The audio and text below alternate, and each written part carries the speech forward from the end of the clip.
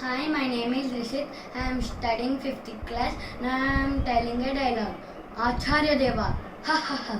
ఏమంటివి జాతినపమును సూదసుదునగిందునిలో అర్హత లేదందువా హహ ఎంత మాట ఇది క్షేత్ర పరీక్ష కానీ క్షత్రియ పరీక్ష కాదు కాకూడదు ఇది కుల పరీక్ష అందువా నీ తండ్రి భరద్వాజుని జననమెంటిది అది యుక్తాకరమైన నీచమ్మ వంటిది మట్టి కుండలో పుట్టితివి కదా హహ నీది ఏ కులము ఎందయేళ అస్మత్ పితామహుడు కొరకుల వృద్ధుడైన శాంతనవుడు శివసముద్ర భార్యైన గంగా గర్భమును జనించలేదా హహ ఏనదే కులము నాతో చెప్పించుడువేమయ్యా మా వంశము మూల పురుషుడైన వశిష్ఠుడు దేవవేశకు ఊర్వశీపుత్రుడు కాదా అతడు పంచమజాతి కన్య అయిన అరుంధతి యందు శక్తిని ఆ శక్తి చండానంగుని యందు పరాశరుని ఆ పరాశరుడు పల్లెపరిచైన మత్స్యగంధ యందు మా తాత వ్యాసుని ఆ వ్యాసుడు విధవరాండైన మా పితామహి అంబికతో మా తండ్రిని పిన పితామహ అయిన అంబాలికతో మా పినతండ్రి పాండురాజును మా ఇంటి దాసితో ధర్మ నిర్మాణ చర్యని మీచే కీర్తించబడుతున్న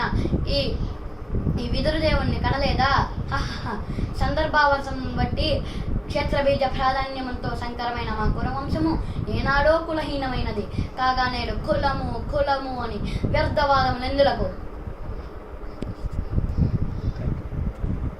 Thank you.